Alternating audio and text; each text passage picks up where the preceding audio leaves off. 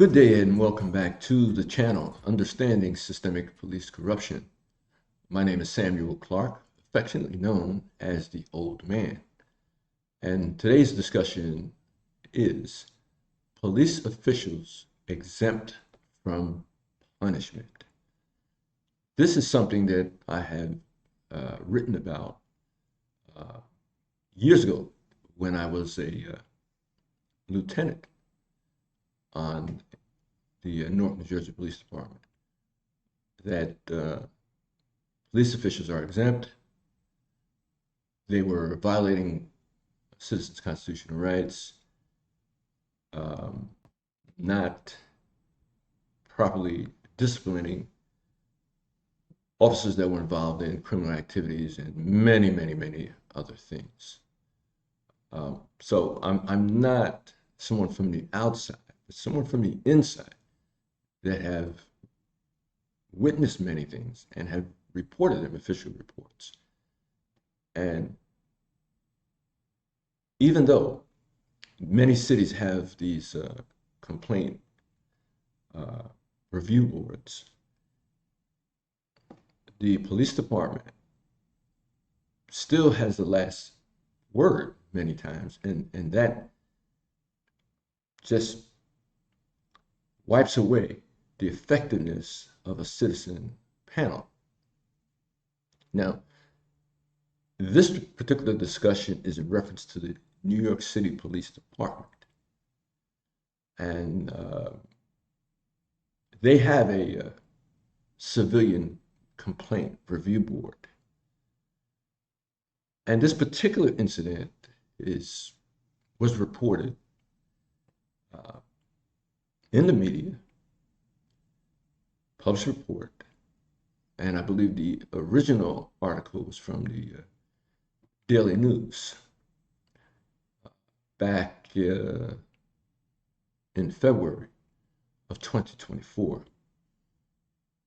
The individual involved is a high-ranking deputy chief, and according to published reports, that person is Deputy Chief Gerald Dowling of the Special Operations Bureau. He allegedly was involved in assaulting, certainly excessive force, of a female protester, pulling her hair and shoving her face into the ground in Manhattan in 2020. Now, this was investigated by the Civilian Complaint Review Board. And by way of their investigation, they determined that this officer was in fact guilty. And according to published reports, this same individual has been involved in similar things with protesters, and there are some lawsuits that were filed against him. So the Complaint Review Board apparently did a thorough investigation, and I understand there was some video recording and interviewed witnesses, and they found that this high-ranking police official of special operations, was guilty. It was sustained that his actions, he violated these actions. But hold on there. He's not going to get any punishment. Let's forget it, because there is a clause that gives the police commissioner the authority to kind of wipe the slate clean. So let me explain to you what that is. Now, in 2012, the Civilian Complaint Review Board reached a memorandum of understanding with the police commissioner.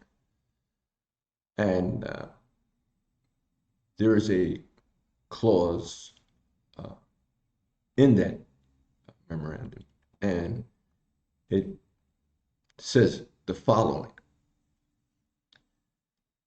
notwithstanding the provisions of paragraph 1, in those limited instances where the police commissioner determines prosecution of charges and specifications in a substantiated case would be detrimental to the police department's disciplinary process, the police commissioner shall so notify Civilian Complaint Review Board.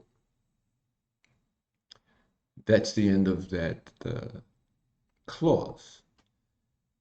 This is extremely problematic.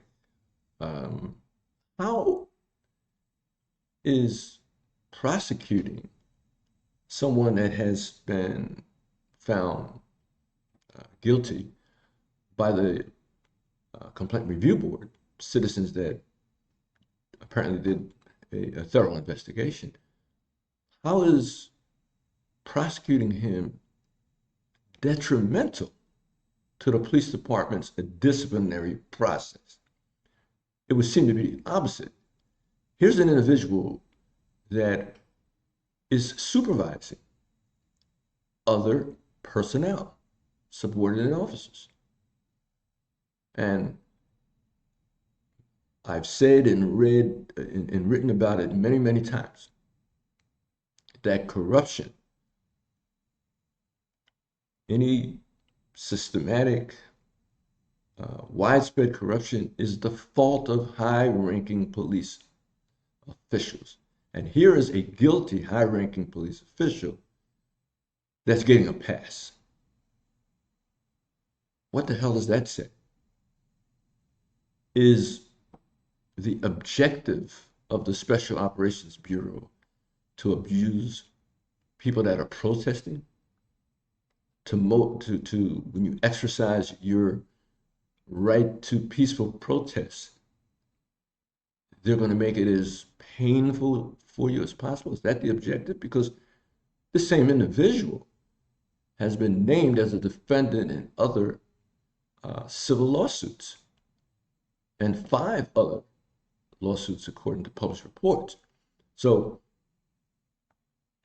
this is certainly someone who should be punished. How could that be, punishing and prosecuting him? How could that be detrimental to the disciplinary process? It makes no sense. What are we hiding here? Apparently they're saying that being a corrupt or abusive high-ranking police official, that's what we need, that's what we want.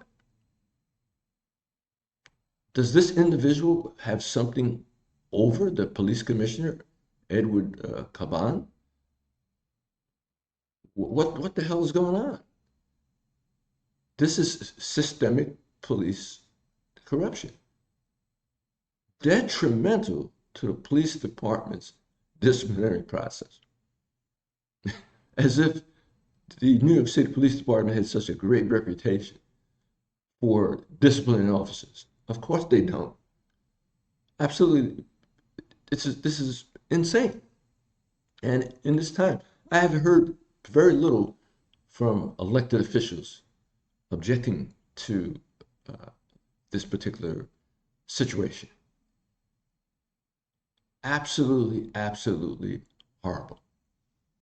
And as usual, if you're getting anything out of this, please do the drill. Like, share, subscribe, hit the bell, all those wonderful things. Because I'm from the inside, over 25 years of law enforcement experience. And in that experience, I have reported numerous times written official documents about criminality of supervisors. And it just got me thrown out of the police department. Nothing has changed. And apparently, this is a situation here that shows you nothing has changed, where a high-ranking police official gets a pass. This is absolutely crazy. And the other way that you can help support uh, this channel and the contents that is being delivered to you is to purchase my ebook, Understanding Systemic Police Corruption. It will set you back $3.99. A lot of good information about the how and why, and also the marriage of police corruption with political corruption. Corruption brings in a lot of money. Some of that can be used to pay off elected officials, and allow these police officials to be in even better positions to reap in more corrupt funds. So I'm going to leave it here for today. And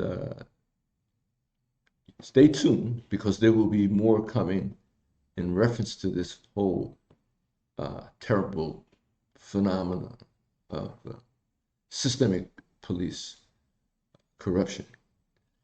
And in light of it, good luck and stay safe.